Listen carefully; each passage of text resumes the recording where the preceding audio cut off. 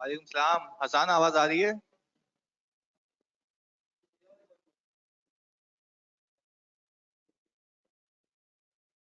बेहतरीन है। यार कोई तिलावत कर ले। कहाँ गया वो अपना मुल्ला?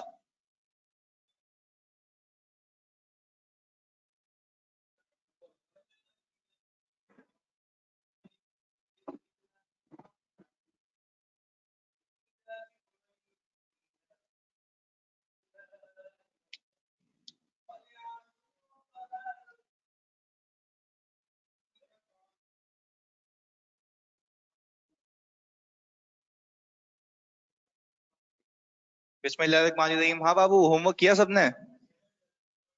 अच्छा जी, तो बीच में कुछ स्क्रीन शेयर नहीं हो रही है। लो भाई, हो गई। अब सही है। हाँ भाई, बीच में कुछ ऐसे भी शेयर थे जो खरीदे गए और कुछ। अच्छा, तो मुझे एक बात बताओ, रिपोर्टिंग डेट पे जो मार्क टू मार्केट होंगे वो कौन से होंगे? सारे या जो बच गए? पक्की बात है? तो आपने मेरे ख्याल से शेयर्स की क्वांटिटी का भी हिसाब किताब रखा है और शेयर की प्राइस और कॉस्ट का भी अलग अलग हिसाब किताब रखा है। ऐसा ही है भाई? चलें जी, अब देख लेते हैं। हमजा सलीम कह रहे हैं सर ओसीआई हो गया, पीएनएल भी। चलें, अभी वो दोनों देख लेंगे, कोई मसला नहीं है।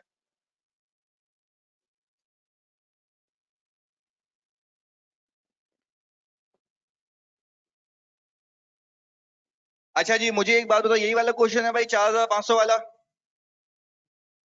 अच्छा भाई, वो रिक्वायरमेंट में ये कह रहा है कि भाई प्रिपेयर करनी है आपको general entries and balance sheet के एक्सट्रैक्ट्स। एक एक करके देख लेते हैं भाई। कंपनी ने एक्वायर किए हैं कितने शेयर्स? 4500 शेयर्स ऑन January 1, 2019, जिसपे हर एक डेट पे आपको अलग अलग फेयर वैल्यू बताई गई है। सर सबसे पहले मैं एक एंट्री बनाऊंगा January 1, 2019 पे।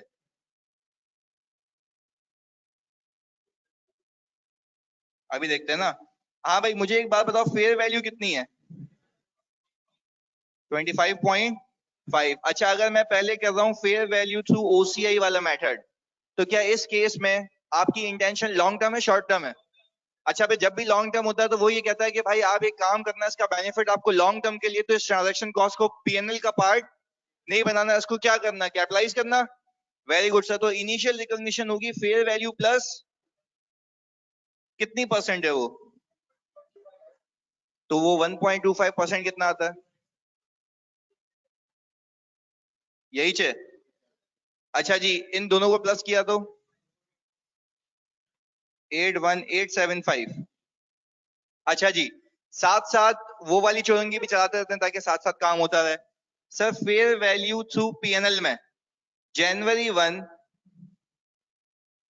2019 पे फेयर वैल्यू सेम रहेगी 25.5। ट्रांजैक्शन कॉस्ट भी सेम रहेगी 31875। जो पैसे जाएंगे वो भी 25.81875 से जाएंगे। सर दोनों की एंट्री में एक ही फर्क है, एक में ट्रांजैक्शन कॉस्ट कैपिटलाइज होगी, एक में नहीं होगी और एक्सपेंस आउट जाएगी। इसको मल्टीप्लाई करो 4500 से। 116184।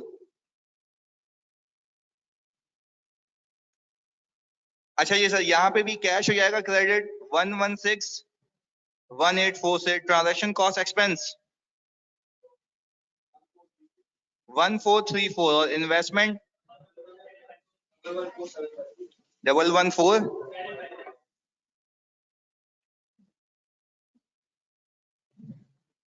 यही है भाई? अच्छा जी सर, ये तो दोनों हमारे टिक गई, ये January 1 की एंट्री। अब देखते हैं दूसरे इवेंट्स कब हैं। सर 1 अगस्त को उसने प्राइस बताई हुई है, पर पहले देख ले कोई इवेंट था या नहीं था। पॉइंट्स में फिगर को राउंड ऑफ कर सकते हैं, बिल्कुल कर सकते हैं, 2 डिजिट तक रख लेना, कोई मसला नहीं है। पर ये शेयर प्राइस को नहीं करना भाई राउंड ऑफ कभी भी। अच्छा जी, इसके बाद मुझे एक बात बताओ, क्या August 1 को मैंने फर्दर शेयर्स एक्वायर किए हैं? तो क्या बाकी शेयर्स को रीवैल्यू करूंगा पिछले वाले, या सिर्फ एक्विजिशन की एंट्री? वेरी गुड, सिर्फ एक्विजिशन की एंट्री। अच्छा, कोई ऐसा तुम में से जिसने रीवैल्यू किया हो? ऑनेस्टली बता दो, कोई मसला नहीं। कोई भी नहीं भाई? सबने एक्विजिशन की एंट्री बनाई थी बस? Okay sir.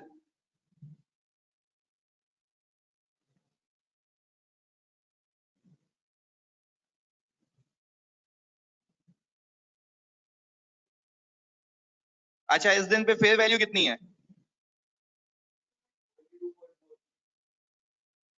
और फिर ट्रांजैक्शन कॉस्ट 0.405, ये कितना आ गया?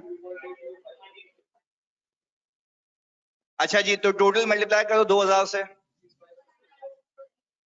65610 आ गया, ये आ गया 65610। हाँ भाई, हमें ये क्या कह रहे हैं हमजा सलीम, रीवैल्यू कर ले तो मसला है, बिल्कुल मसला है, तो पेपर में लेट के खाली यही सवाल करना बस, बहुत मसला है। अच्छा, रीवैल्यू तो रिपोर्टिंग डेट पे होती है, बिल्कुल फात, बिल्कुल सही कहा आपने। अच्छा जी सर, यहाँ पे transaction cost expense debit cash credit कितने से? 65610। एक्सपेंस कितना? और इन्वेस्टमेंट 64800। यहां तक किसी को कोई मसला? सबने सही किया था। और यार देखो, स्ट्रेट ना ये 10 नंबर का सवाल आता, सिर्फ जनरल एंट्री मांगेगा और बोलेगा बैलेंस शीट की एक्सट्रैक्ट बना दो। क्या मुश्किल है IFRS 9? एक ही चीज तुम्हें याद रखनी है इंटायर पूरे रिवीजन सेशन में भी, या जब पूरा हमारा कोर्स होगा, इस एक ही चीज वो ये है कि भाई तुम्हारी अगर बेसिक अच्छी है तो आगे तुम्हारे लिए कोई भी मुश्किल नहीं है। अच्छा जी सर, अगस्त ये हो गया, अब इसके बाद कौन सा इवेंट है? 4 सितंबर को क्या आपने बेचे हैं? अच्छा, अब पहली लॉट में से दूसरी? पहली में से, चलें सर अभी देख लेते हैं। 700 शेयर्स बेचे हैं आपने सितंबर।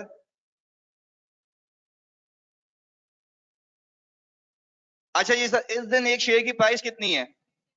अच्छा, 4 सितंबर है।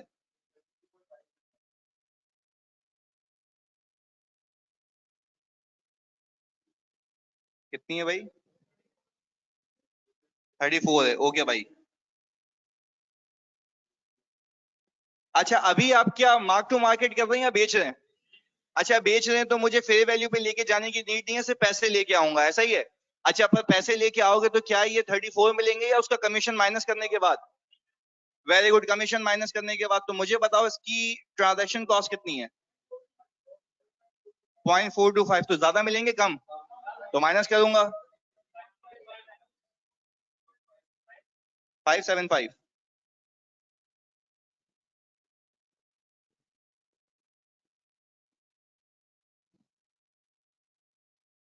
या कैसे 0.425? सर पहले तो अपने पास आप ले आए कैश 2350, यही है। अच्छा जी, हम खाली यहाँ पे लिख लेते हैं, हमने ऐसे निकाला 700 को मल्टीप्लाई किया 575।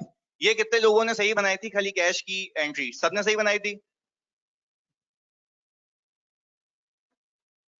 वो डाल दो भाई। अच्छा जी, इसके बाद इन्वेस्टमेंट जो क्रेडिट होगी वो कितने से होगी?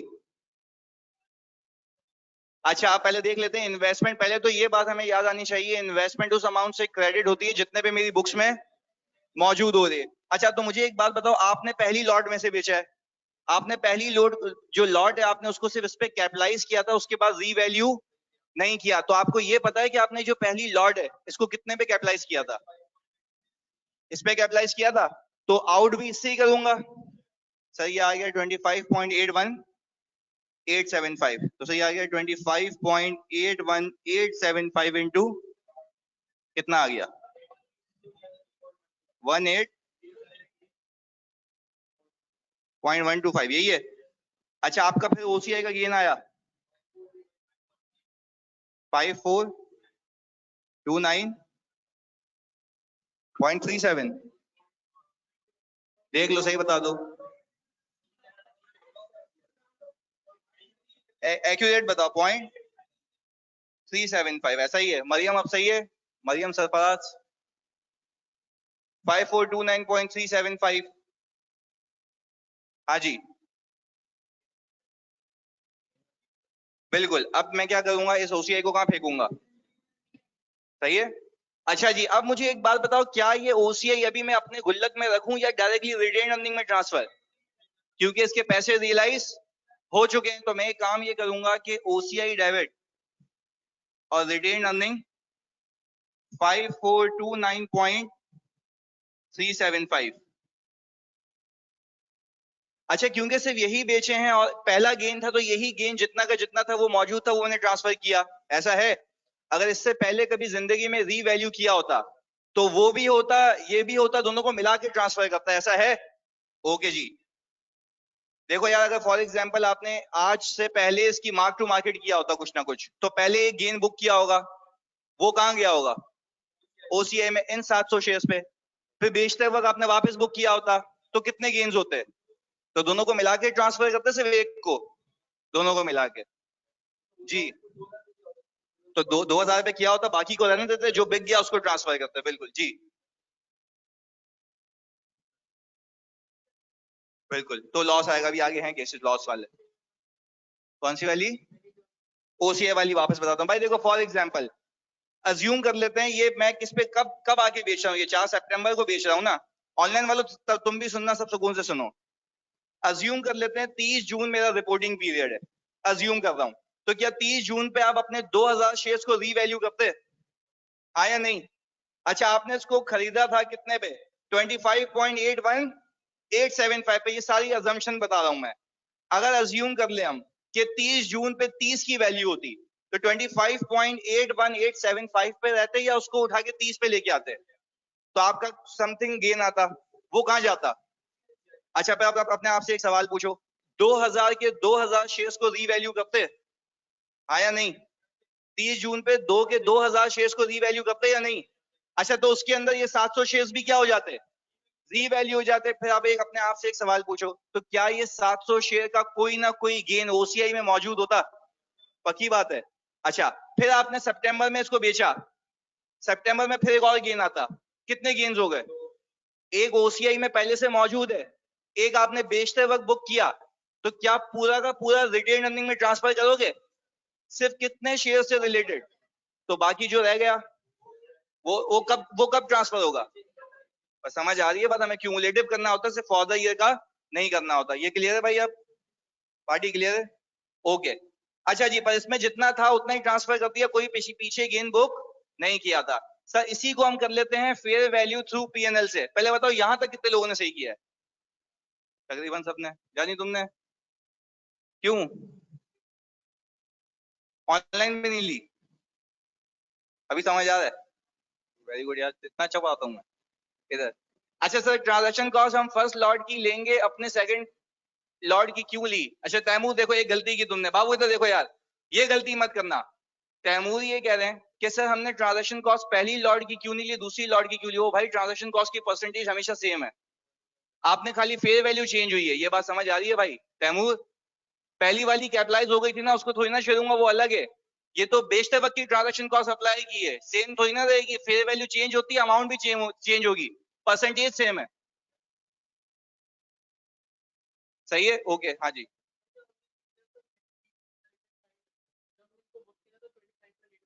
हाँ, तो दोनों का गेन है, तब भी आएंगे। अच्छा अभी देख देख देख लो भाई, जानी जानी इधर देख लो सब, इधर देख लो। मैंने ये सारे के सारे शेयर्स, प्लीज सुनना यार, सब फोकस हो गया था, देख लो। मैंने ये सारे के सारे पहली लॉट कितने की परचेज की थी? 81875। मैंने कितने शेयर्स परचेज किए थे? 2000, ऐसा ही है? 4500। ओके, मैंने 4500 शेयर्स परचेज किए थे, ऐसा ही है भाई? अच्छा, मैंने इसमें से बेचे कितने? यानी मैंने जो 4500 रिकॉर्ड किए थे उसके अंदर ये 700 भी है। यहां तक हम साथ हैं? ओके। मैंने सितंबर 4 को क्या ये शेयर्स बेचे? अच्छा, अब अपने आप से एक पूछो, कितने के बेचे? इतने के बेचे? अच्छा, 33.575 इतने के बेचे आपने। अच्छा, एक चीज खरीदी इतने की, बेची इतने की, गेन कितना कमा लिया? 7.756। अच्छा, ये आपने एक शेयर पे गेन कमाया है, पर अगर मैं ये कहूं कि मैं बाकी शेयर्स को रीवैल्यू नहीं कर रहा, मैंने सिर्फ कितने शेयर्स बेचे? 700, उसको मल्टीप्लाई करो, 5429 पॉइंट। भाई यही गेन कमाया? अच्छा, यही गेन कमाया, मैंने ओसीआई में बुक किया। फिर मैं जैसे ही आगे की अकाउंटिंग करने लगा, मुझे याद आया भाई ये गेन तो ओसीआई में अब होना कहाँ होना चाहिए, क्योंकि ये रियलाइज क्लियर है? अच्छा बाकी मैंने रीवैल्यू क्यों नहीं किए? क्योंकि मुझे भाई देखो अगर कर भी लोगे तो कोई मसला नहीं है, पर तुम्हें बार बार बिला वजह की एंट्री बनानी पड़ेगी। इससे अच्छा सारे शेयर्स की एंट्री कब बना लेना? रिपोर्टिंग डेट पे। ऐसा ही है भाई? अच्छा सर हम जब बेचेंगे तो 25.81875 में से ट्रांजैक्शन कॉस्ट नहीं माइनस करेंगे क्या? सो ये लगभग वो तो कैपिटलाइज कॉस्ट थी ना, वो तो होगी इसके अंदर, ये रही इसके अंदर शामिल है ना ये। तुम यूं भी कर सकते हो 116184 कितने शेयर्स को रिप्रेजेंट कर रहा है? 4500। इसको डिवाइड करो मल्टीप्लाई बाय 700 से, यही कैरिंग अमाउंट आ जाएगी। सही है भाई? ओके कोई मसला नहीं है भाई।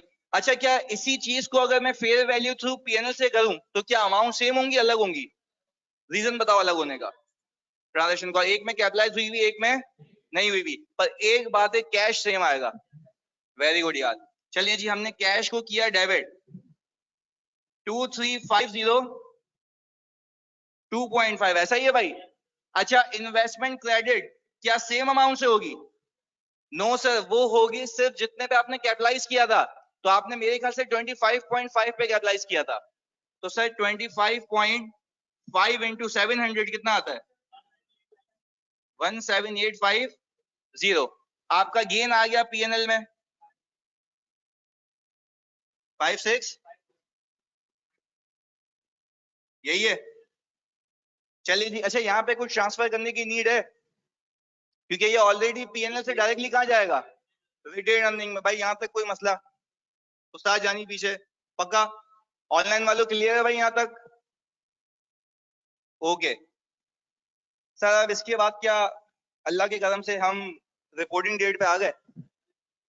ओके जी सर हम आ गए 31 दिसंबर 2019 पे। यार जरा प्लीज यार फोकस हो गया। अब मैं आपसे खाली एक बात पूछता हूँ, आपके पास एक लॉट है या दो?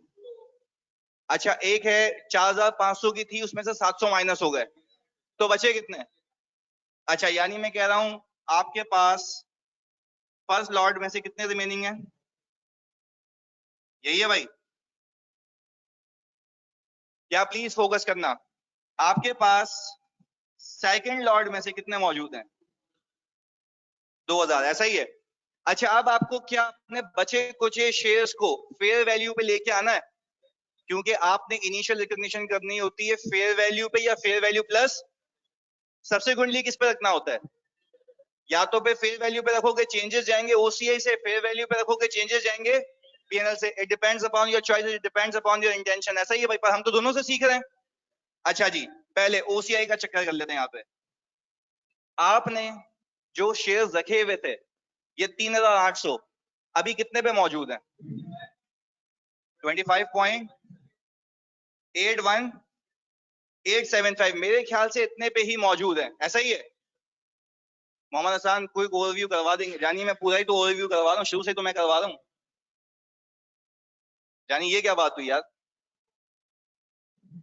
वो तो सही है इधर। अच्छा भाई 25.81875 पे मैंने रखे हुए थे, देखो याद करो यार, मैंने इसमें से अभी एक शेयर भी बेचे नहीं है। ये 3800 अभी भी कितने पे पड़े हुए हैं? 25.81875 पे। इसको कितने पे होना चाहिए? अच्छा अब आपने ट्रांजैक्शन कॉस्ट को कंसिडर क्यों नहीं किया? क्योंकि आप सिर्फ रीवैल्यू कर रहे हो, बेच नहीं रहे हो। Very good. तो आपको गेन कितने का आ गया? 11.18125। ऐसा ही है भाई? अच्छा जी अब आप क्या करेंगे, 3800 को इससे मल्टीप्लाई करेंगे, आपको एक गेन मिल जाएगा। टोटल गेन कितना? 424.75। क्या आपको इतना पता है कि आपको 3800 शेयर्स पे अनरियलाइज गेन इतना है, तो बाकी 700 कहां गए? और उसका गेन भी रियलाइज रिटेन अर्निंग में भी जा चुका है। ऐसा ही है भाई? वेरी गुड यार। इसके बाद आपने ये 2000 की जो लॉट है वो कितने की खरीदी थी? ये रही सर 32.805। ये भी कितने पे होने चाहिए? इस पे एक शेयर पे कितना गेन आ गया? 195। अच्छा जी ये 2000 शेयर्स पे गेन आ गया, टोटल गेन कितना आ गया? 83। अच्छा टोटल गेन कितना? 5087, यही है। अच्छा जी, अब मैं खाली फेयर वैल्यू थ्रू ओसीआई की एंट्री बना रहा हूं। इन्वेस्टमेंट आपने की होगी डेबिट और ओसीआई क्रेडिट 50878 पॉइंट। अच्छा जिसने अलग अलग एंट्री बनाई है उसका भी कोई मसला, क्यूमुलेटिव ये जाना चाहिए 50878.75। अच्छा मैं खाली सर ये राउंड ऑफ कर सकते नहीं कर सकते यार, देखो एक तो शेयर्स की वैल्यू है, नंबर ऑफ शेयर जितने ज्यादा होंगे उतना आंसर फिर ज्यादा ये कम आएगा। राउंड ऑफ नहीं करना, भी 5-6 जोड़ेंगे तो नहीं होंगी ना, 2 पॉइंट्स है उसमें भी तुम्हें मुसीबत है कि उसको भी वहां चिपका दो 5 के बाद। नहीं यार 0.75 लगाने में क्या मसला है भाई, तुम इसको भी बोल तो 8 कर दूं, तुम बोलोगे भाई वहां पे 1 कर देता हूं 9 कर दूं, नहीं यार खुदा के वास्ते 2 लेके जाओ उसको आगे तक। अच्छा जी इसके बाद सर मुझे एक बात बताओ, अगर मैं बैलेंस शीट बनाऊं फेयर वैल्यू थ्रू ओसीआई के केस में, तो मेरी इन्वेस्टमेंट फेयर वैल्यू पे आनी चाहिए। अच्छा पहले पहले आप गेम देखो, पहले मेरे पास टोटल शेयर्स कितने हैं? 5800, यही है। अच्छा कैलकुलेटर अपने पास सकता है नहीं, मैं मैच कराऊंगा, सही है, बहुत स्लो स्लो करेंगे। 5800 मेरे पास शेयर्स हैं, इन सबको फेयर वैल्यू पे होना चाहिए। चलें जी, हमने क्या किया, 5000 कितना आ गया 24214600, बस यही है। अच्छा जी अब जरा अगर मैंने अकाउंटिंग सही की है तो मेरी जर्नल एंट्रीज का प्लस माइनस इसके इक्वल होना चाहिए, ऐसा ही है। चलिए एक एक करके देखेंगे। ओसीआई का मॉडल है, पीएनएल का मॉडल नहीं है, प्लीज यार फोकस होके। मुझे एक बात बताएं सर, आपने इन्वेस्टमेंट को कैपिटलाइज इतने पे किया था? सर अपने पास लिखे हैं 116184, प्लीज जल्दी से 116184 लिखा, इसमें आपने ऐड किया 65610, ऐड करो उसके अंदर। आपने फिर इन्वेस्टमेंट को डी रिकॉग्नाइज किया कितने से, 18073.125, इसको माइनस करो। अच्छा जी फिर इसके अंदर ये ऐड करो 50878.75, यही आ रहा है।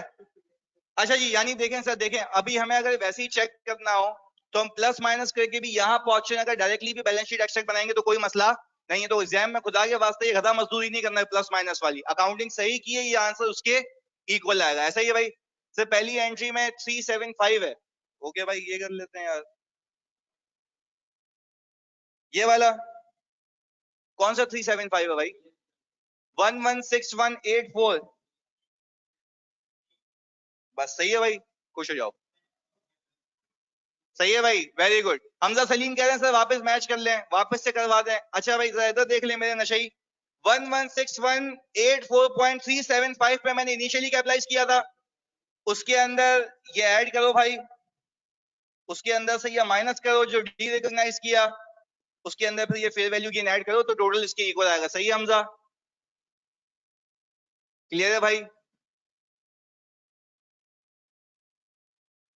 फायदा क्या करने का, वो तू नहीं करी हो, मैंने ऐसी करवा दी है। सही है, तू पेपर में खाली ये बैलेंस शीट में यूं दिखा के आ जाइयो। सही है, इधर आ जाओ भाई। अच्छा मुझे एक बात बताओ, बैलेंस शीट में क्या ओसीआई भी आएगा? वो रिटेन अर्निंग मैंने तुम्हें समझाने के लिए बताया था, अभी उसको हटाओ, हम खाली रिजर्व को मेंटेन करते हैं। सही है। अच्छा मेरे लिए पहली चीज ये कि भाई या तो मैं अलग अलग एंट्री प्लस माइनस करूं, या तो मैं सीधा सीधा एक हिसाब किताब देख लूं अलग अलग शेयर्स पे। सही है, मुझे एक बात बताओ, मैंने जो पुराने शेयर्स परचेज किए थे वो कितने पे किए थे? 25.81। अच्छा अगर मैं वैसे ही गेम देखूं इस सवाल में, सुनना, पिछला वाला जितना था वो तो रियलाइज हो गया, तो टेक्निकली यही बचा होगा 50878.75, हाँ या नहीं? अच्छा पिछला वाला क्यों नहीं दिखाएंगे, क्योंकि वो कहाँ ट्रांसफर हो गया, तो सर जितना है वो यही है, बचा कुचा दिखा देते हैं, अभी देखो अभी दिखाते हैं 50878.75। अच्छा रिटेन अर्निंग दिखाऊं कितने की, 5429 पॉइंट, यही है भाई। अच्छा वैसे अगर मैं फेयर वैल्यू थ्रू पीएनएल की जब भी बनाऊंगा बैलेंस शीट, वो तो अभी बनाएंगे, क्या वो इन दोनों की इक्वल आएगी रिटेन अर्निंग? पर यहाँ पे ब्रेकअप आ रहे हैं ओसीआई और रिटेन अर्निंग, वहां पे सबका सबका होगा। वेरी गुड यार। चलिए जी, इसके बाद जी, सॉरी वापस से बोलो। हाँ,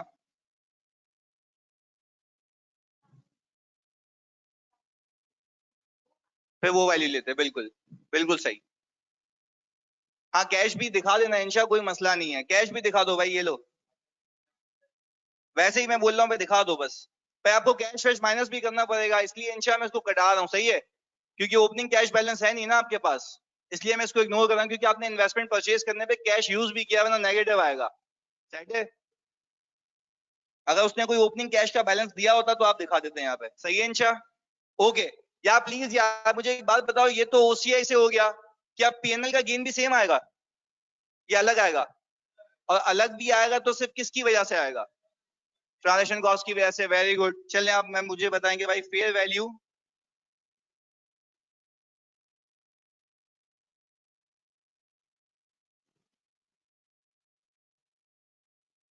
हाँ भाई, दो लॉट्स हैं आपके पास, एक है सर 3,000 और 2,000 रुपए की। अच्छा आप मुझे एक बात बताओ, इसमें कैपिटलाइजेशन जो हुई थी इनिशियली, वो कितने पे हुई थी? 25.5, और ये यही है। अच्छा इसको होना चाहिए, गेन कितना आ गया? 11 पॉइंट, यही है। अब इसको इससे मल्टीप्लाई करो, सर ये आ गया 43,700, और ये 9,500।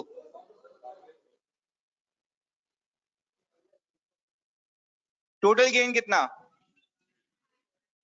52,900। चलिए जी सर, हमने इसकी एंट्री बनानी है, इन्वेस्टमेंट डेबिट और पीएनएल।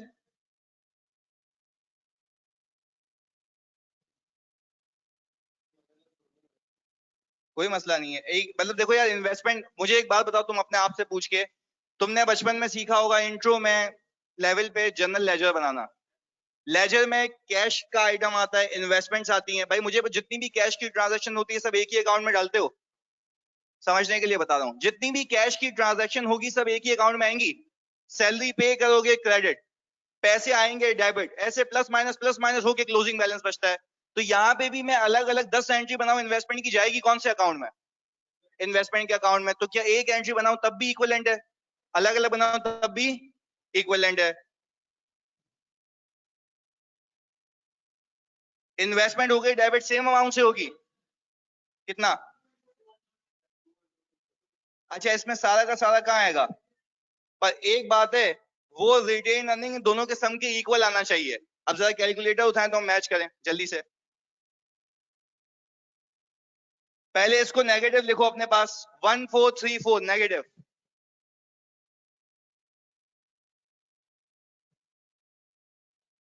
लिख लिया भाई। 810 नेगेटिव लिखो अपने पास। इसके बाद ये 5652.5 पॉजिटिव ऐड करो उसको,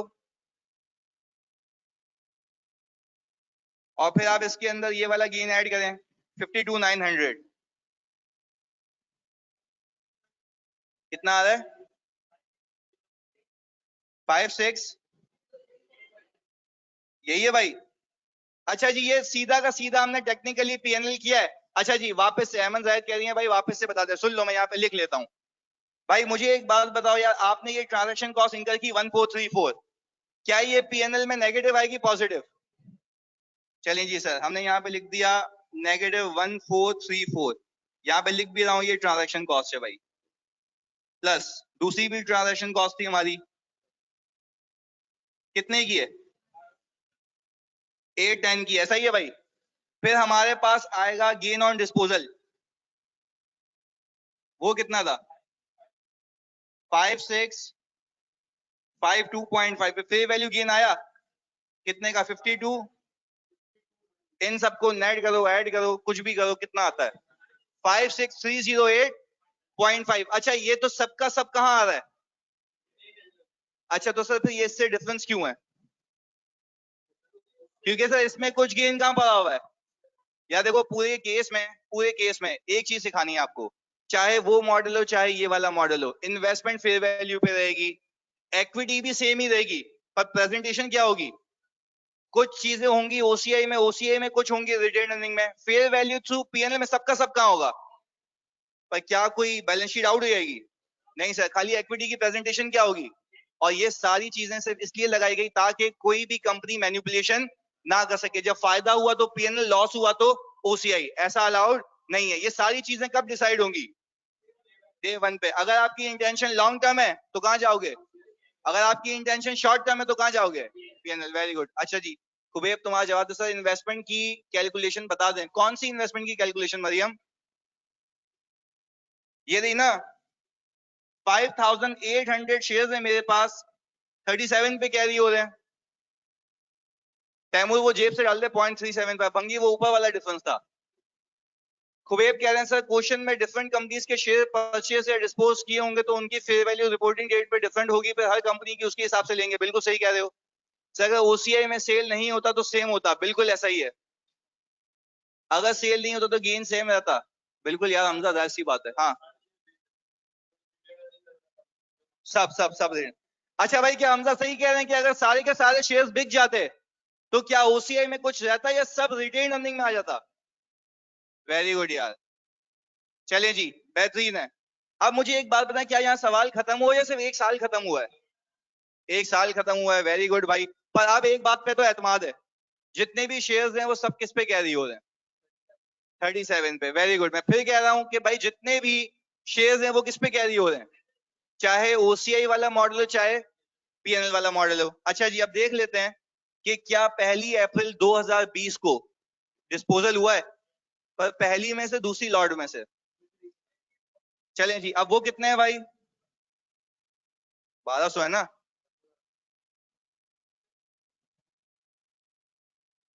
पहली अप्रैल को है भाई।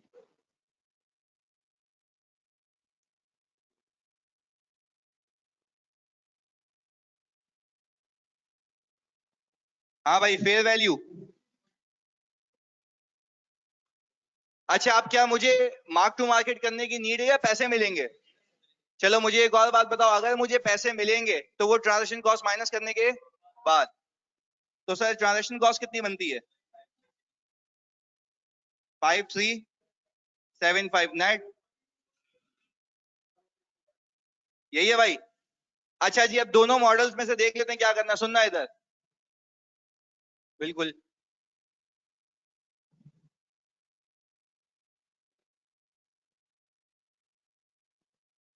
क्या उसको बुलाना था वसीम को? हाँ बिल्कुल, वसीम है।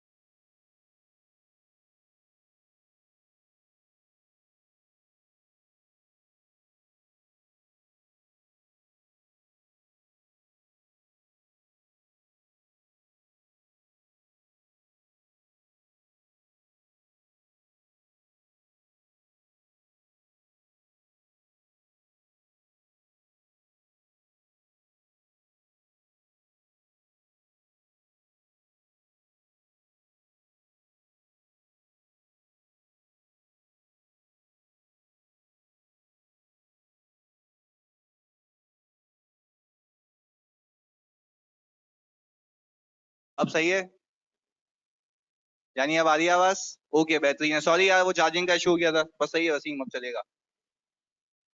अच्छा जी, अब मुझे एक बात बताओ, कैश कितना आएगा और कितने शेयर्स के हिसाब से? 1200। आपने इसको मल्टीप्लाई किया 42.4625, कितना आ रहा है? 5095। बस एग्जैक्ट ये पॉइंट्स हैं। चलो अल्लाह का शुक्र है। अभी रुक जाओ, अभी किसी से पूछना है मैंने ये। चलें जी, आप में से जानी तुम बताओ, ये क्रेडिट कितने से करूं? क्रेडिट कितने से करूं इन्वेस्टमेंट? 3420 कैसे? 37 से ही क्यों क्रेडिट करो? आपने खरीदी तो पता नहीं कितनी अमाउंट पे थी, उस पे कैरी हो रही है। वेरी गुड सर, आपने 37 को मल्टीप्लाई किया, कितना आ रही है? 44400। अच्छा जी, अब आपका जो गेन आएगा वो कहां जाएगा? ओसीआई में। Very good. अब बताओ मुझे ओसीआई में कितना? 6555। यार अब जरा मैं किससे पूछूंगा ना, से वही जवाब देगा। फिर अब तुम लोग भी अपना हिसाब किताब जवाब यहीं देना। अमान, अभी मस्ती निकालता हूँ तेरी, रुक। मुझे एक बात बताइए, जो 6555 आ रहा है, ये क्या मैं ले जाऊं रिटेन अर्निंग में? पक्की बात है यही अमाउंट जाएगी? सोच ले फिर, सोच ले फिर। गलत। अबे वो छोटी चरस, मेरी बात सुन, ऊपर भी एक गेन आ रहा था। लास्ट ईयर का गेन था, कोई नहीं था? क्या वो ऑलरेडी ओसीआई में है या नहीं है? चलो मुझे एक बात बताओ, क्या वो मिला के, ये मिला के दोनों जाएंगे या सिर्फ ये जाएगा? क्योंकि आज तक आपने जो 2000 शेयर्स परचेज किए थे, वो कितने पे किए थे? 2000 शेयर्स जो परचेज किए थे, वो देख के बताओ कितने पे किए थे? 32.805, इतने पे आपने परचेज किए थे। अच्छा जी, आज आप इसको बेच रहे हो 42.4625। आप खुद एक दिमाग लगाओ, आपने 32.905 से, ये जो 805 था ना, 805 से लेकर 37 का गेन ऑलरेडी बुक किया हुआ था। कौन से साल में? पिछले साल में। क्या वो ओसीआई में मौजूद है? यस है। फिर आपने 37 से लेके 42.46425 का वापस से गेन बुक किया। तो क्या ये दोनों मिला के फेंकूं या सिर्फ ये फेंकूं? वेरी गुड, दोनों मिला के। अब मुझे एक बात बताओ सर, यानी अब मुझे अगर गेन ट्रांसफर करना है तो मैं आज तक का करूंगा या फॉर द ईयर का? आज तक का। मैं फिर यही सिखाना चाह रहा हूं, देखो आज तक जितना होगा उतना ही ट्रांसफर होगा, ये गलती नहीं करना एग्जाम में। मैं फिर कह रहा हूं भाई, जितना गेन रियलाइज हुआ उतना ट्रांसफर करोगे या सिर्फ इस साल का? अभी बोल रहा है इस साल का। मैं बोल रहा हूँ जितना गेन रियलाइज हुआ है इस साल या आज तक का। यानी तुम ये कहना सिर्फ आज के बाद के साथ जितना मेरी बुक्स में मौजूद है वो सारा का सारा उठा के मैं कहां ट्रांसफर करूंगा, क्योंकि वो रियलाइज हो चुका है। अच्छा अब सुनना मेरी बात, सर हमने इसको खरीदा था कितने का भाई? 805, ऐसा ही है भाई? अच्छा इसमें से आपने इसको बेचा कितने का?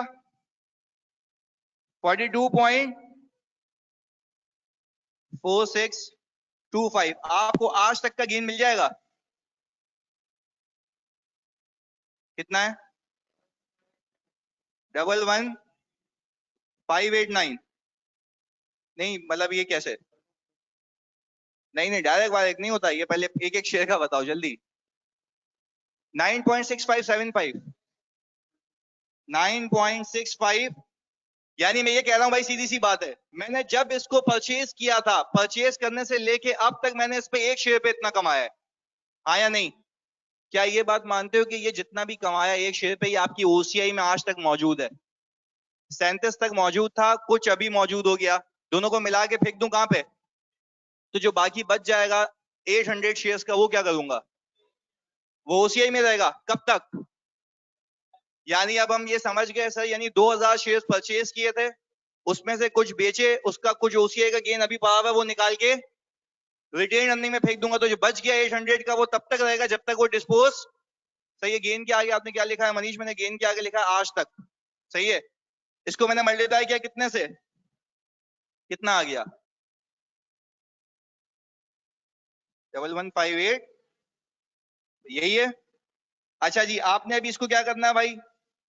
ओसीआई डेबिट रिटेन अर्निंग 11589, ऐसा ही है भाई। अच्छा जी, अगर वैसे वैसे वैसे प्लीज यार समझने के लिए, क्या ये मानते हो कि बैलेंस शीट के अंदर ये वाला ओसीआई अलग अलग गेन को रिप्रेजेंट कर रहा है? इसके अंदर जो 3800 शेयर है उसका भी है, 2000 का भी है। ये मानते हो कि 2000 वाले शेयर्स में से, प्लीज सुनना, ऐसे समझाने के लिए बताऊं ताकि आगे कंफ्यूजन नहीं हो, बिल्कुल जीरो से चल रहे हैं हम। मैं कह रहा हूं 2000 में से जो 1200 शेयर्स बेचे उसका भी है, हाँ या नहीं? पर 32 समथिंग से लेके 37 तक का है, इसके अंदर शामिल है। फिर 37 से लेके 42 का भी आपने बुक किया, तो दोनों को मिला के मैंने कहां फेंक दिया? तो जो बच गया वो टेक्निकली 2000 वाली लॉट में से कितने शेयर्स का बचा हुआ है? 800 शेयर्स का। अच्छा जी सर, प्रीवियस गेन तो ऑलरेडी रिटेनिंग में ट्रांसफर कर दिया था ना, कहां किया था मेरी जान? वो नहीं नहीं, गलत गलत, देखो गलत मिस इंटरप्रेट। दो लॉट्स थी मेरे पास, एक 4500 वाली और एक 2000 वाली। मैंने 4500 वाली में से कितने शेयर्स बेचे थे? 700 का ट्रांसफर किया था, वो पहली वाली लॉट थी। समझ आ रही है भाई? क्लियर है कुबैब? वो कोई और शेयर्स थे। ओके जी, चले जी, ये तो एंट्री बन गई। अब मुझे एक बात बताओ प्लीज यार समझने के लिए, अगर मैं इसी को करूंगा फेयर वैल्यू थ्रू पीएनएल से, तो मुझे एक बात बताओ, कैश सेम आएगा 50955, ऐसा ही है? अच्छा, मेरे ख्याल से इन्वेस्टमेंट क्रेडिट भी सेम अमाउंट से होगी, 44400। अच्छा, गेन कितना? 6555। अच्छा, क्या यहाँ पे कुछ ट्रांसफर करने की नीड है, या ये ऑलरेडी खुद ही रिटेन अर्निंग में जाएगा? वेरी गुड यार। अच्छा जी, अब मुझे एक बात बताओ, यहाँ पे ये एंट्री तो बन गई, अब बीच में कोई मूवमेंट नहीं है, अब सीधा सीधा मुझे कहाँ जाना है? डिविडेंड भी है? अच्छा, कौन सी डेट पे? 4 जुलाई पे। अच्छा, 4 जुलाई पे अगर मैं ये कहूं 2020 में, दोनों पॉलिसीज में, दोनों मेथड में एक ही एंट्री बना दूं, कैश डेबिट कितने से और डिविडेंड इनकम 16,100, ऐसा ही है भाई? ओसीआई में हो या पीएनएल में, ये तो डायरेक्टली कहां जाएगा? पीएनएल में। जी या नहीं? यार देखो, अगर लॉ के हिसाब से तुम देखोगे ना, तो डिविडेंड विद इन आपको सम डेज पे करना पड़ता है, सही है ना? तो रिपोर्टिंग डेट तक ऑलरेडी क्या हो चुका होगा? रियलाइज हो चुका होगा, वरना फिर आप दो एंट्री बनाओ, पहले रिसीवेबल की बनाओ, फिर उसको रियलाइज करो, बात क्या है? सेम है, सही है। अच्छा जी भाई, अब मुझे एक बात बताओ, हम आ गए अब 31 दिसंबर पे। अब मैं आप लोगों से पूछता हूँ, कितनी लॉट्स हैं आपके पास? एक कितने की? और एक? वेरी गुड यार।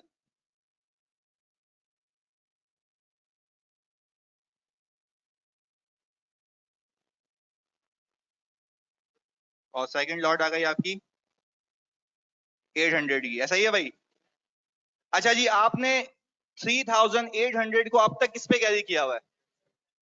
वेरी गुड यार, लास्ट रिपोर्टिंग डेट वाली वैल्यू थी ना, किस पे लेके आएंगे? 47.5 पे। 10.5 का गेन आ गया सर, इसको इससे मल्टीप्लाई करें, टोटल यही है। अच्छा जी, आपने इसको भी किस पे रखा हुआ है? 37 पे। इसको भी होना चाहिए 47 पॉइंट, ये भी आ गया 10 पॉइंट, कितना आ गया? आपने इसकी एंट्री बनानी है, इन्वेस्टमेंट डेबिट ओसीआई, यही है भाई? अच्छा जी, अब मैं आपसे एक बात पूछूं, अगर आपको पीएनएल की एंट्री बनानी है, मेरे ख्याल से अलग वर्किंग करने की नीड नहीं है, क्योंकि फेयर वैल्यू थ्रू पीएनएल में भी आपने उसको किस पे रखा हुआ है? होना कितने पे चाहिए? तो क्या गेन यही आएगा? तो मुझे एक बात बताओ सर, आपने अभी एंट्री बनानी है इन्वेस्टमेंट डेबिट और पीएनएल 48,300, ऐसा ही है भाई? कितने लोगों से 100% सही हुआ था और कितने लोगों से 80%? कहाँ गलती की थी? बैलेंस शीट बनाना भूल गया, चलो कोई मसला नहीं है। चलो भाई, 90% भी होता तो खैर है भाई। इसकी बैलेंस शीट बन जाएगी, खाली इन्वेस्टमेंट आएगी, ओसीआई का बैलेंस आएगा। आगे चलें अगले सवाल पे। बैलेंस शीट बना लेते हैं, चलें जी, आ जाएं। चले, कोई मसला नहीं है, अभी सीख जाएंगे, अभी बहुत सारे सवाल हैं। हाँ भाई, इन्वेस्टमेंट किस पे रिफ्लेक्ट होगी? फेयर वैल्यू पे। अच्छा, टोटल शेयर्स बता दो कितने हैं? 4600। 4600 को 47.5 पे होना चाहिए।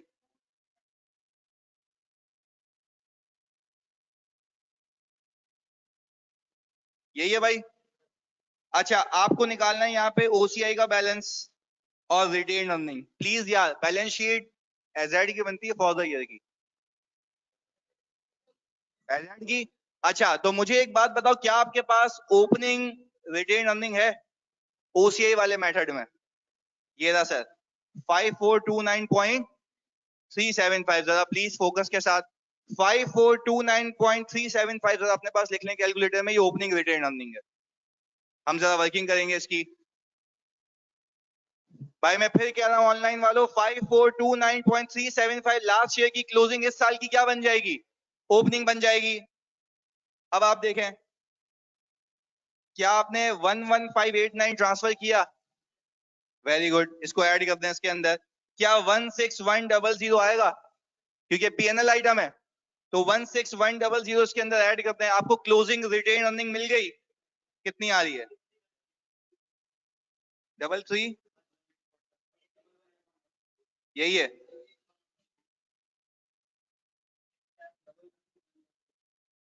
वन वन एट पॉइंट 375, यही है भाई। Okay, very good.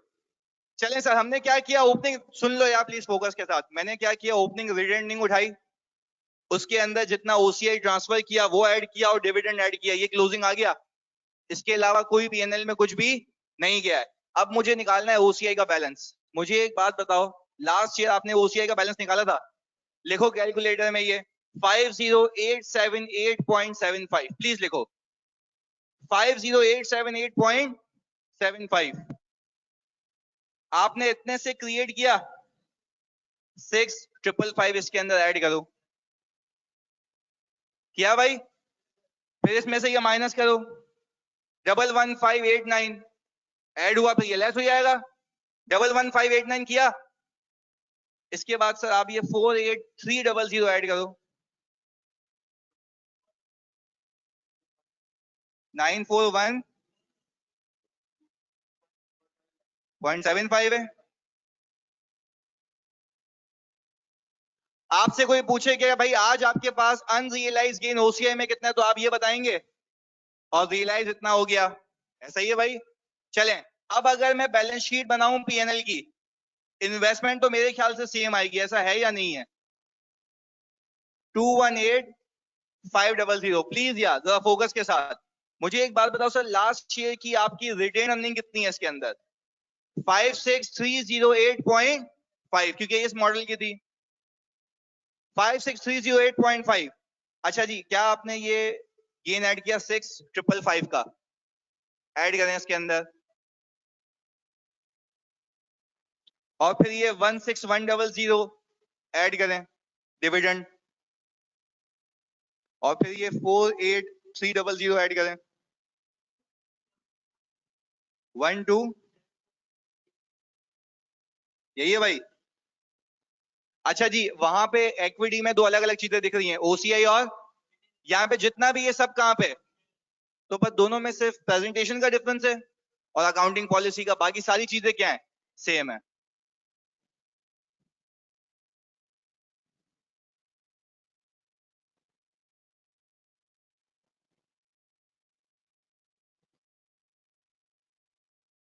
हमजा भाई देख ले यार इधर, हमजा भाई इसको कैलकुलेटर पे लिख ले उंगली चला के, 56308.5 ये लिखा कैलकुलेटर में,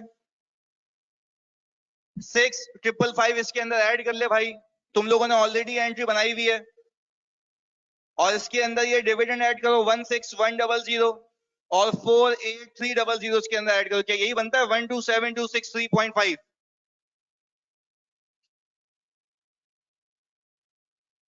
जी जानी।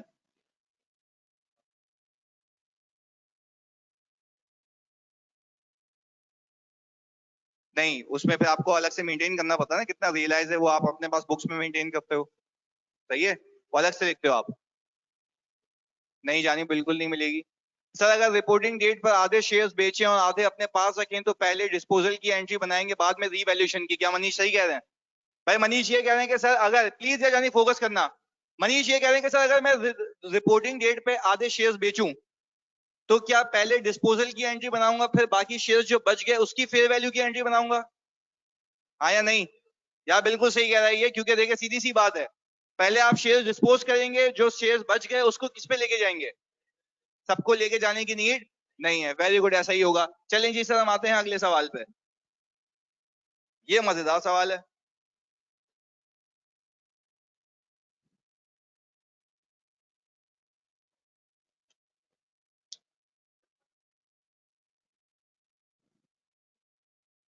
अच्छा, पहले इस पूरे सवाल को आप करें फेयर वैल्यू थ्रू ओसीआई से, फिर एक ही साथ इस सवाल को करें फेयर वैल्यू थ्रू, या साथ साथ करोगे?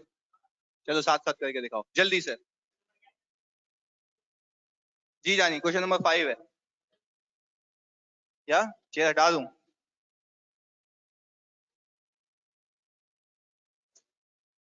जी, रिपोर्टिंग डेट दिसंबर है, बिल्कुल।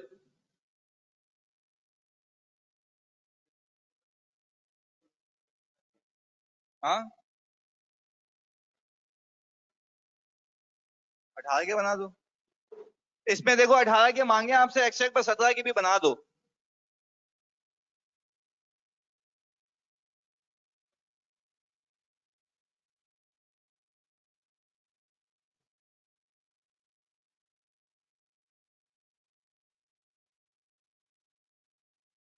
सर ऐसा क्वेश्चन करें जिसमें लॉन्ग टर्म पे हो और जल्दी सेल कर दें। तो अभी क्या क्वेश्चन किया था पीछे? भाई के पीछे यही क्वेश्चन नहीं किया था, ओसीआई में था फिर भी बेचे थे। क्या हो गया बाबू?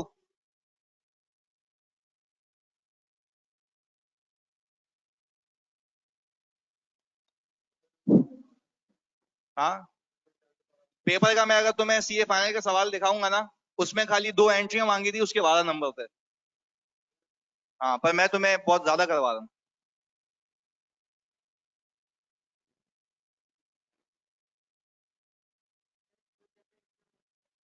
10 नंबर का आता है। और अगर तुम लॉजिकली साउंड हो, तुम्हें पता है कि एक एक शेयर की कैसे कैलकुलेशन मेंटेन करनी है, तो मुश्किल नहीं है ये।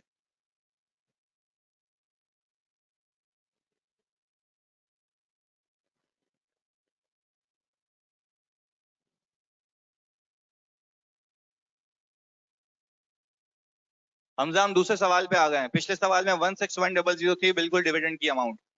जी,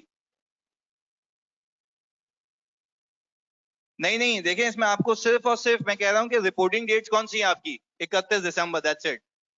वो इवेंट्स की डेट है। सही है, वो हर डेट पे आपको वो बता रहा है कि भाई ये प्राइसेस हैं।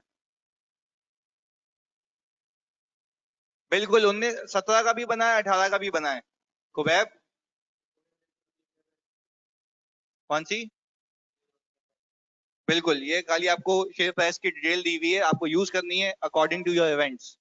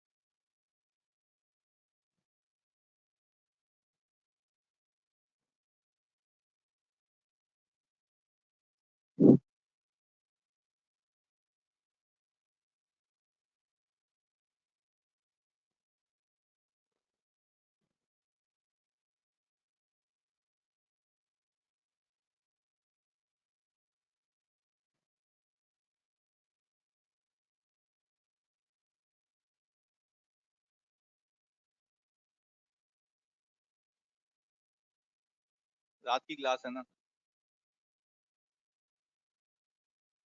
नहीं, रमजान तरावी का पागल हो गया कि ये लोग कैसे आएंगे?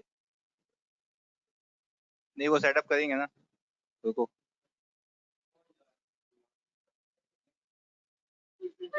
क्या बोल रहा है? तू क्या बोल रहा है, फजर के बाद लगाऊं? तू मेरे पास से जाता ही 2 बजे।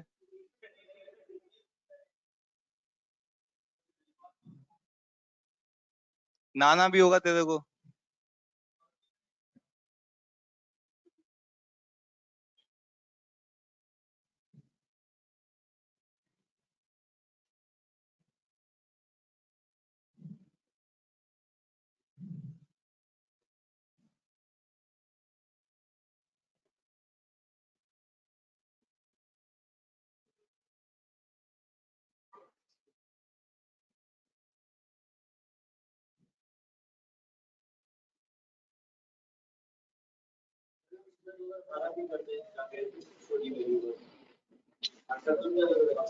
तो बीच में एंट्रीज भी तो मांगी है उसने।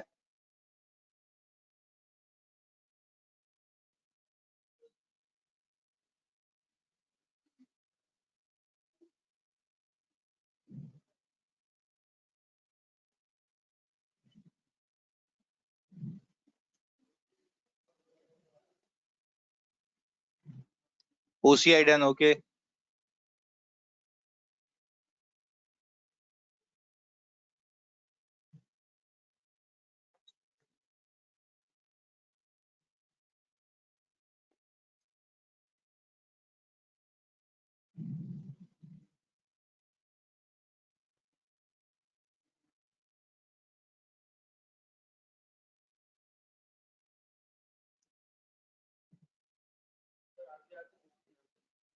तू आगे आजा, वहां आजा, मेरे पास आजा।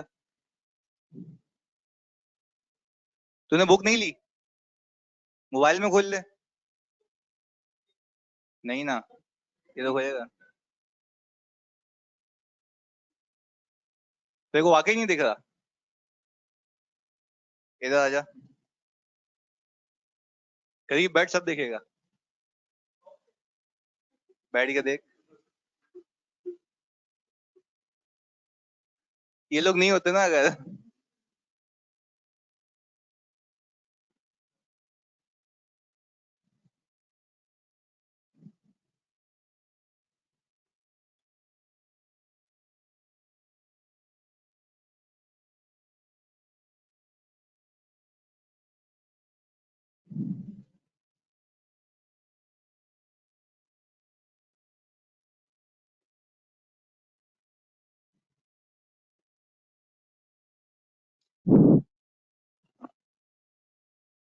हेलो, वालेकुम सलाम जी, सर भाई।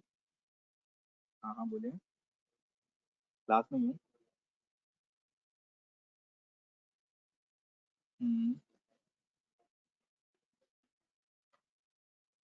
इन्वेस्टमेंट और इन्वेस्टमेंट प्रॉपर्टी, बिल्कुल। इन्वेस्टमेंट प्रॉपर्टी तो वो देखेगा ना। इन्वेस्टमेंट इन एसोसिएट, हाँ बिल्कुल। क्या है? नहीं करो वाकई? तो तुम्हें रिजाइन दे दूंगा। हाँ, 40 समी को। चलो देखते हैं। कल आके बात करता हूँ मैं वहाँ पे डिटेल में इससे। नहीं नहीं नहीं, मैं कल सुबह जा रहा हूँ आपके पास। आप क्या यहाँ पे हैं, फॉर्म में ही हैं अभी?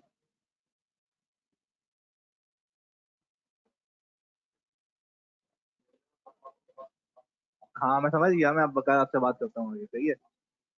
ओके।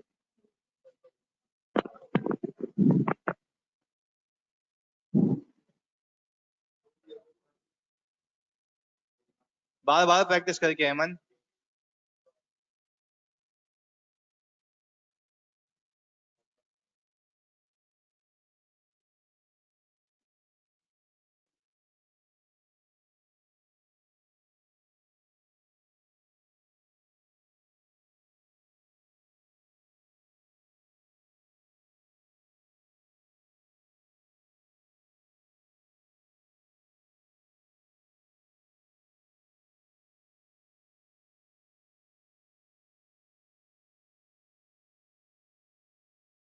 हाँ भाई, मैं करवा दूं सवाल। करो।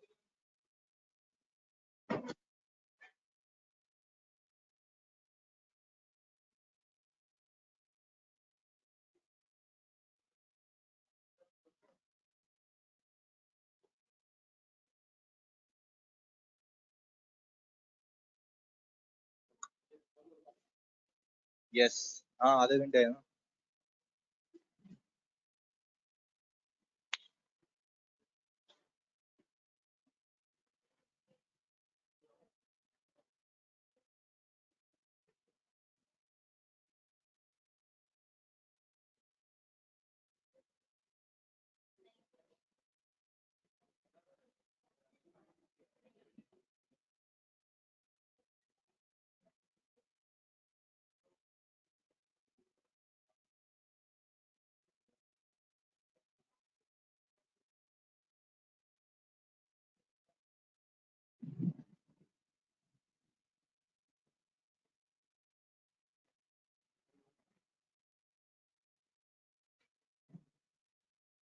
हाँ भाई, 2017 तक की अकाउंटिंग हो गई। कितना आ रहा है ओसीआई का बैलेंस? 1785। सही है सर। एक ही जर्नल एंट्री के फॉर्मेट में डिफरेंट ईयर्स की एंट्री पास कर सकते हैं ईयर वाइज? मतलब ये कैसा सवाल है जानी? जनरल एंट्री तो एंट्री है ना यार, डेट वाइज बनाते जाओ।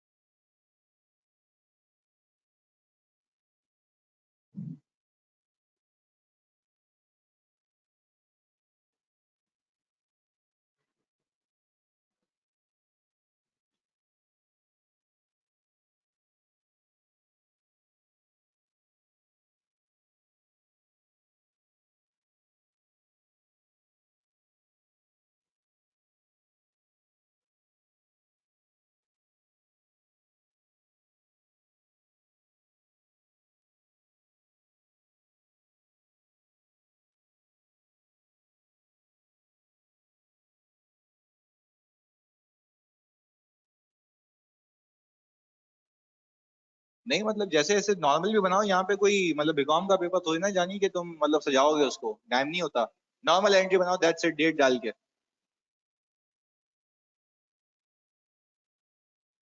नहीं डायरेक्टली नहीं बना सकते, आसान मूवमेंट बताओगे तुम, सही है। फहमा कर चुकी हैं, अशद, दोनों भाई बहन एक साथ, वेरी गुड।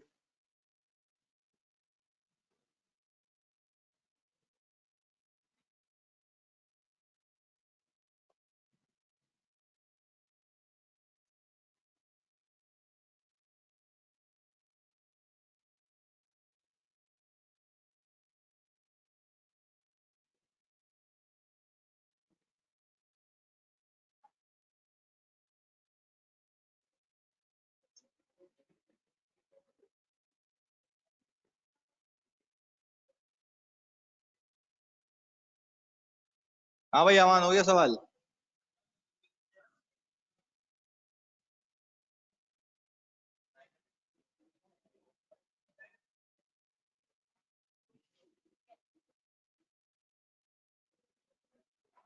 जी हमजा, अभी करेंगे तो फिर।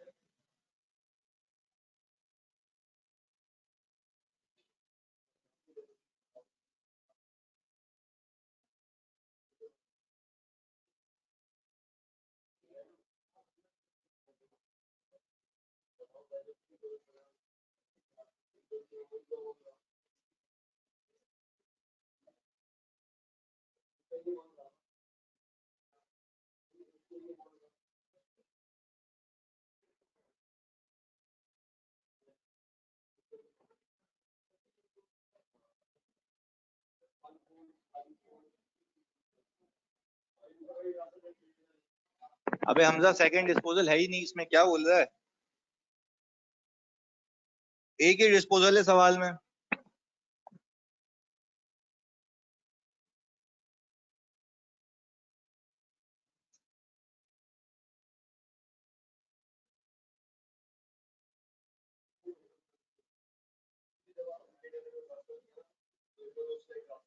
आज तक का किया ना, पहले जितना गेन जमा किया हुआ था वो तो सारे शेयर्स का था ना, उसमें से जितने शेयर्स का बनता निकाल दिया। बस वो निकाल के फेंक दिया रिटर्निंग में।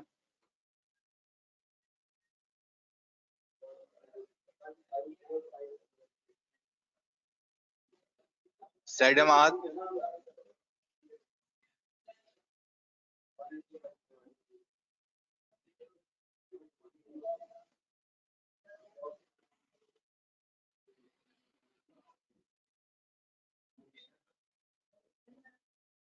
एक साल हुआ ना, सही है, प्रैक्टिस हो रही है ना जानी एक ही सवाल में।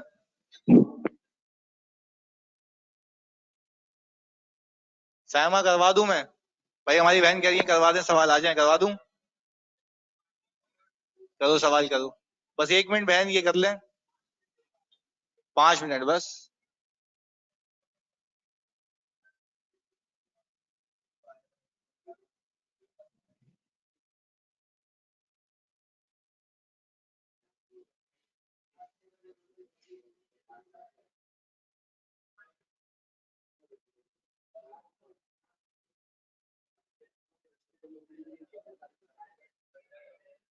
डन।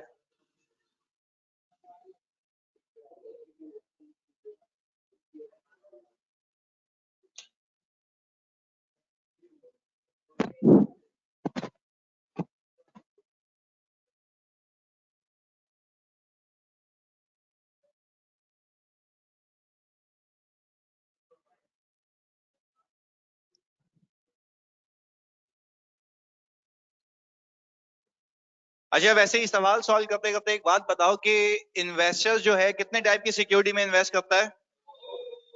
या तो इक्विटी या तो, अच्छा इक्विटी तो तुम्हें समझ आ गया कि अगर फॉर एग्जांपल मैं कोई कंपनी भी हूं और मैं किसी और कंपनी के शेयर्स परचेज कर रहा हूं तो उसकी अकाउंटिंग ये होगी, ऐसा ही है। अब डिपेंडिंग अपॉन माय इंटेंशन कि उसको लॉन्ग टर्म के लिए रखूंगा या शॉर्ट टर्म के लिए। असल मजा तब आएगा जब आप सीखेंगे डेट सिक्योरिटीज, यानी आप किसी कंपनी की डेट सिक्योरिटीज में इन्वेस्ट करते हैं तो वो आपको इंटरेस्ट देगा, हाँ या नहीं? आप कुछ कॉस्ट इनकर करेंगे तो बैंक्स में असल में किस तरीके से काम चलता है वो अगली क्लास में हमें सीखना है, तो वो ज्यादा ट्रिकी है, पर वो भी इंशाल्लाह आसान लगेगा।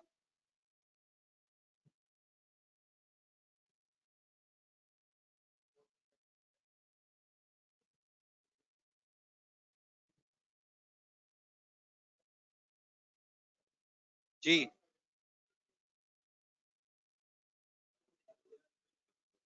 होती है, वो सिखाऊंगा ना अभी।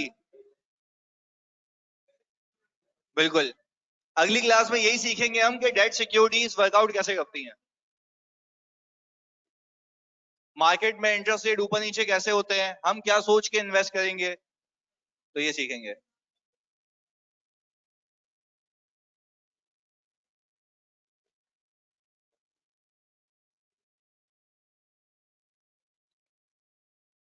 हो गया? आ जाओ बाबू, अब सवाल कर लें ये। हो गया ना? चलो आ जाओ। भाई जनवरी 1 2017 एक शेयर की प्राइस कितनी है बाबू? बात इतनी जल्दी बताना तुम लोगों ने। 18। ट्रांजेक्शन कॉस्ट कितनी है? 0.225। आपने पे किए होंगे 18.225। अच्छा जी भाई, ओसीआई पीएनएल खाली दोनों में एक ही फर्क है, एक में एक्सपेंस आउट होगी एक में कैपिटलाइज होगी। कितने शेयर्स परचेज किए हैं? 10,000 शेयर्स। तो आपने इन्वेस्टमेंट की डेबिट 182250, आपने कैश को किया क्रेडिट 182250। यहाँ पे हो जाएगी आपकी इन्वेस्टमेंट डेबिट कितने से? 180 से। Very good. और आपने ट्रांजैक्शन कॉस्ट एक्सपेंस को किया डेबिट,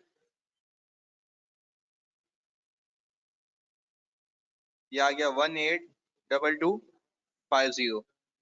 अच्छा जी, इसके बाद अगर मैं इवेंट वाइज चलूं तो क्या मैंने एक्विजिशन की और शेयर्स की? इस दिन फेयर वैल्यू कितनी है? 26। ये आ गया सर 26.325। अब मैं अगर देखूं तो मैंने शेयर्स एक्वायर किए 5,000। इन्वेस्टमेंट डेबिट कितने से? 131।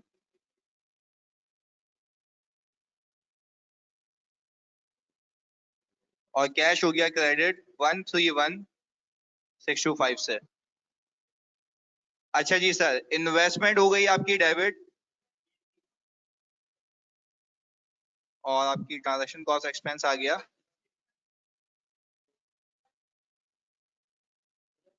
यही लिखा हुआ है 131,625।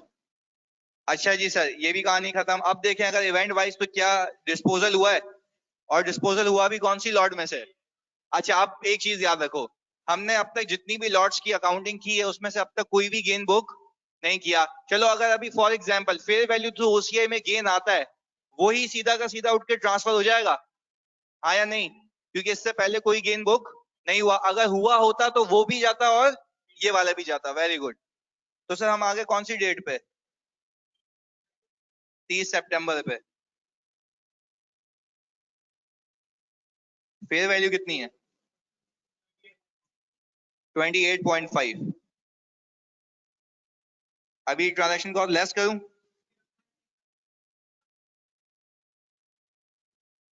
नेट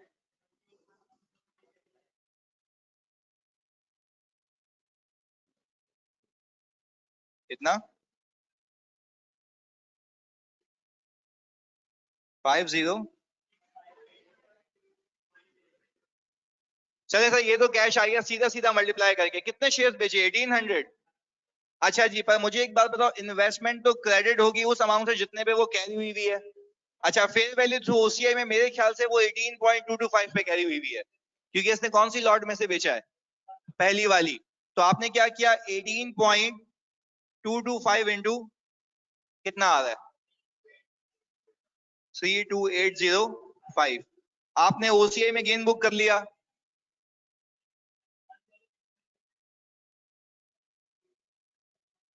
यही है। अच्छा जी, अगर मैं यहां पे एंट्री बनाऊं तो कैश तो सेम आएगा 5065.8.75, यही है भाई। इन्वेस्टमेंट होगी क्रेडिट, और पीएनएल 18, यही है। अच्छा, यहाँ पे कुछ ट्रांसफर करने की नीड नहीं है, बट हाँ ये अलबत्ता मैं ओसीआई से निकाल के रिटेन अर्निंग में भेज दूंगा 17,853.75। सर अब आ गई रिपोर्टिंग डेट। मेरे पास सर 2 लॉट्स हैं। पहली लॉट है, उसमें 10,000 शेयर्स परचेज किए थे, 1800 बेच दिए, तो बचे कितने? Very good. और दूसरी वाली में 5,000। अच्छा, अब जब मैं देखूं कि भाई मैंने उसको कैरी किया हुआ था 18.225 पे, रिपोर्टिंग डेट पे वैल्यू कितनी है, गेन कितना एक शेयर पे, 14 पॉइंट। तो इसको जब इससे मल्टीप्लाई करूं तो टोटल 12। और सर ये किस पे कैरी हुआ है, 26.325।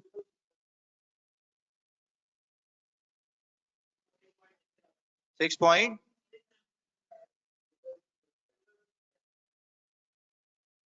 टोटल 1545। सर आपने एक एंट्री बना दी इसकी, इन्वेस्टमेंट डेबिट ओसीआई क्रेडिट 154530, 154 और 530।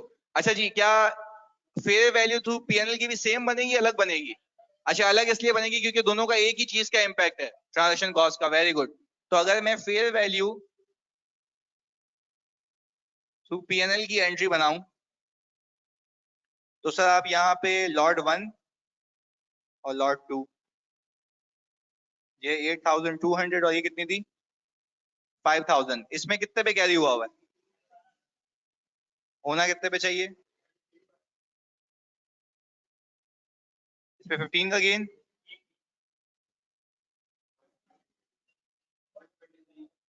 123 है।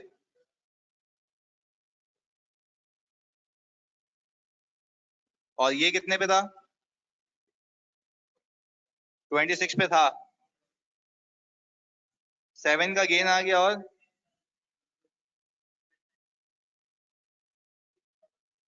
158,000। आपने इसकी एंट्री बनाई होगी भाई, इन्वेस्टमेंट, डेबिट और पीएनएल।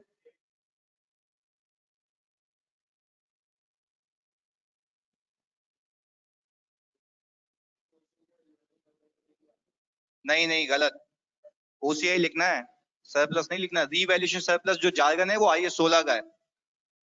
वैसे देखो आईएस जो तुम्हारा 16 है ना वो इनडिफरेंट है, वो सिर्फ ओसीआई यूज करता है। हम पाकिस्तान की टर्मिनोलॉजी में उसको रीवैल्यूएशन सरप्लस कहते हैं। बाकी कहीं बाहर की अकाउंटिंग देखोगे या दुबई के अकाउंट्स जाके देखोगे किसी कंपनी के या कतर वगैरह के, वहां पे सिर्फ ओसीआई होता है, वहां पे सरप्लस नहीं लिखते वो लोग, ओसीआई लिखते हैं, other reserves, that's it. Revaluation surplus किसी दुनिया का कॉन्सेप्ट नहीं है पाकिस्तान के अलावा, क्योंकि वो आपका लॉ ये कहता है कि आपको जो डिविडेंड देना है ना वो रिटेन अर्निंग में से देना है, डिस्ट्रीब्यूटेबल प्रॉफिट्स में से। सही है, तो आपको सिर्फ पूरी दुनिया में जो रिजर्व्स होते हैं ना वो ओसीआई में अलग ही है वो। सही है जी। अच्छा जी, अब मुझे एक बात बताएं, इन्वेस्टमेंट तो आपकी फेयर वैल्यू पे आएगी,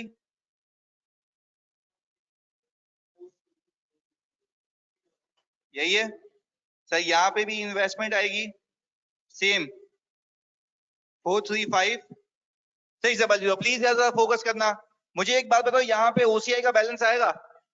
अच्छा, मेरे ख्याल से यहाँ पे जो ओसीआई का बैलेंस आएगा वो सिर्फ और सिर्फ ये आएगा, तो पहले भी तो बुक किया था सर, वो बुक किया उसके साथ साथ कहाँ ट्रांसफर कर दिया, उसके अलावा कुछ भी नहीं है। तो दैट मींस कि जो ओसीआई का बैलेंस है वो यही है 154, यही है भाई। अच्छा, रिटेन अर्निंग भी आएगा, वो वाला जो मैंने उठा के कहाँ ट्रांसफर किया था रिटेन अर्निंग में, कितना है वो 17853 17853.75, यही है भाई। अच्छा जी, इसके बाद सर मुझे एक बात बताएं, आप यहाँ पे सब का सब कहाँ दिखाएंगे? तो जरा कैलकुलेटर अपने पास रखें ताकि हम प्लस माइनस करें।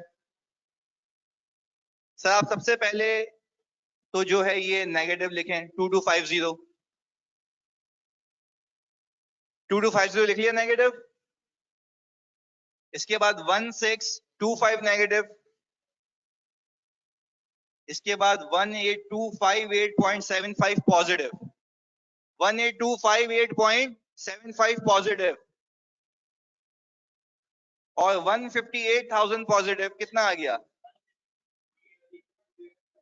172, यही है। या तो प्लीज खाली ऐसे ही भाई की मोहब्बत में इन दोनों को ऐड करो, कितना आता है 172,383 पॉइंट। अच्छा, पर मुझे एक बात बताओ, ये सेम कब हो जाएगा? जब डिस्पोज, यानी सर देखें खाली डिफरेंस कितना है, ये यहां से उठ के यहां आएगा जब रियलाइज हो जाएगा, क्योंकि आप खुद में मस्ती थी, आपने बोला भाई मैं लॉन्ग टर्म के लिए रखूंगा, आप जितना भी गेन आ रहा है कहां जा रहा है, तो ओसीआई रिटर्निंग में जाएगा, only upon disposal. Very good, ये बात समझ आती है सर। अगले साल की वर्किंग बहुत आसान है, क्योंकि सिर्फ एक ही एडिशन है मेरे ख्याल से, एक ही है ना बंगी।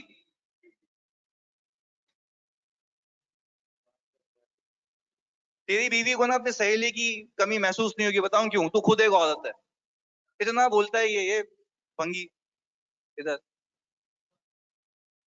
अबे तो मतलब जगह पे बोलना चाहिए, सही जगह बोलना चाहिए।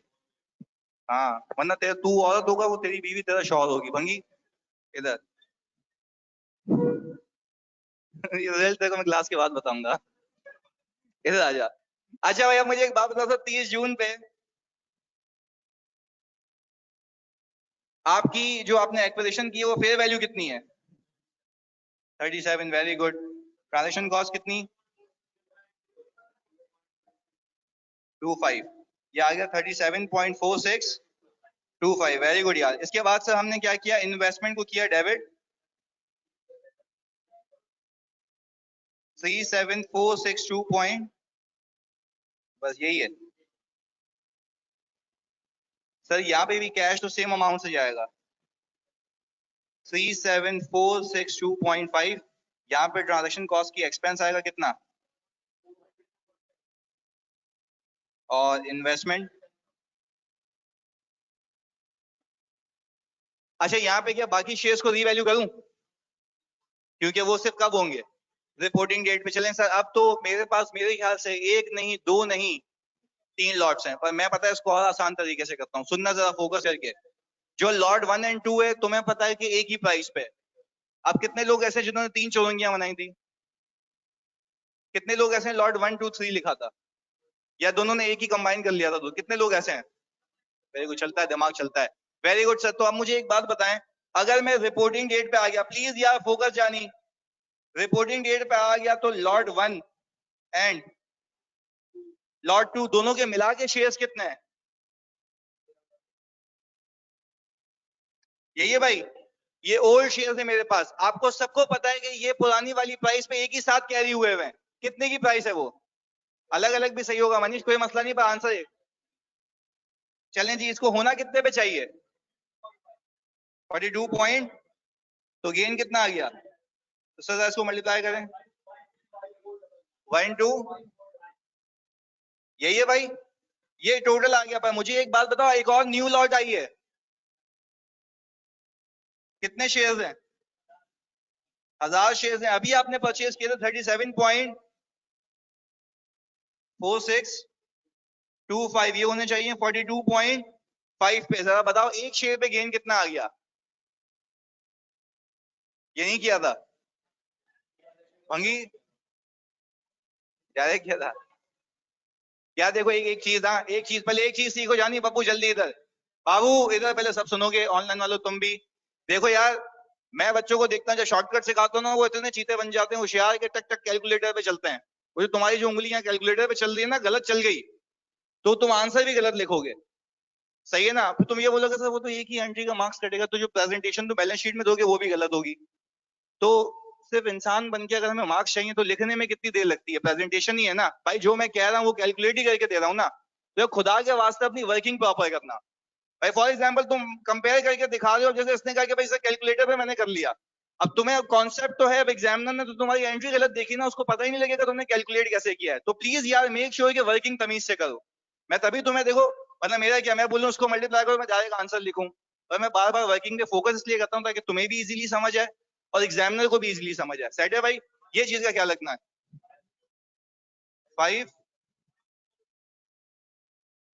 अच्छा ये टोटल कितना? यही है टोटल कितना? 130437.5, यही है सर। आपने इसकी एंट्री बनाई होगी इन्वेस्टमेंट ओसीआई,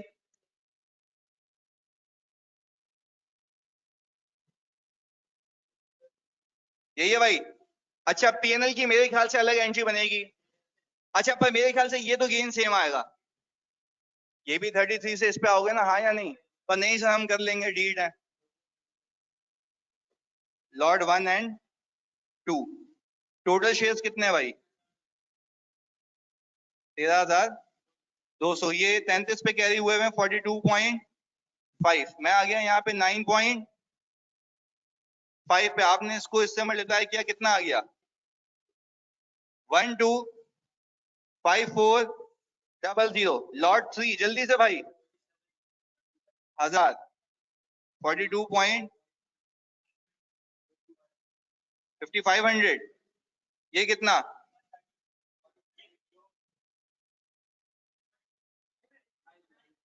900। अच्छा जी सर, आपने इसकी एंट्री बना दी भाई, इन्वेस्टमेंट डेबिट और पीएनएल क्रेडिट 130900। क्लियर है भाई?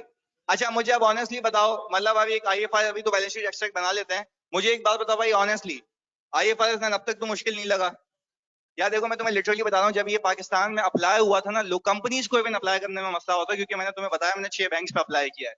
तो यार देखो, अगर चीज तुम्हें लॉजिकली बेस से पता ना, तो तुम्हारे लिए कोई चीज मुश्किल नहीं है। मैंने ये भी नहीं किया कि मैं डायरेक्ट आया हूँ सारे कॉन्सेप्ट तुम्हारे दिमाग पे मार दिए। मैंने सबसे पहले कौन सा बंदा उठाया? इन्वेस्टर। इन्वेस्टर का भी कौन सा? Equity securities. फिर कहता हूँ एक बंदा कितनी सिक्योरिटीज में इन्वेस्ट कर सकता है? बंदे कितने हैं? एक बंदा 2 सिक्योरिटी में इन्वेस्ट करेगा, दूसरा बंदा 2 सिक्योरिटी इशू कर सकता है। हमने इन्वेस्टर को पिक किया। इन्वेस्टर में भी वो सीख रहे हैं अभी कि एक बंदा अगर किसी कंपनी के शेयर्स परचेस करे तो किस किस टाइप की अकाउंटिंग पॉसिबल है। आपने कहा 2 टाइप की accounting, fair value through OCI और फेयर वैल्यू थ्रू ओसीआई में इनिशियल रिकॉग्निशन होगी फेयर वैल्यू प्लस सब्सिक्वेंटली किस पे रखोगे? चेंजेस कहां से? ओसीआई से। जैसे जैसे बेचोगे वैसे वैसे गेन रियलाइज होगा, जैसे जैसे रियलाइज होगा उसको उठा के कहां फेंकोगे? आज तक का या फॉर द ईयर का? आज तक का। Very good. जितना मौजूद है उतना उठा के कहां फेंक दोगे? क्योंकि वो रियलाइज हो चुका है। चलें जी, हम उस पे आ गए फेयर वैल्यू थ्रू पीएनएल पे। फेयर वैल्यू थ्रू पीएनएल पे इनिशियल रिकॉग्निशन किस पे होती है? फेयर वैल्यू पे। ट्रांजैक्शन कॉस्ट क्या होती है?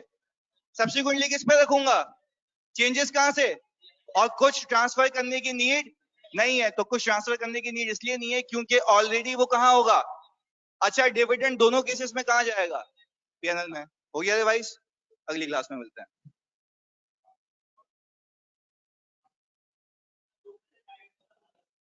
हाँ, अभी हटा देता हूँ भाईयान। होमवर्क हो इधर। लव यू टू भाई। होमवर्क है क्वेश्चन 6, 7, 8 3। हाँ तो क्या हो गया? कल अपन डेट सिक्योरिटीज कराएगा प्लीज।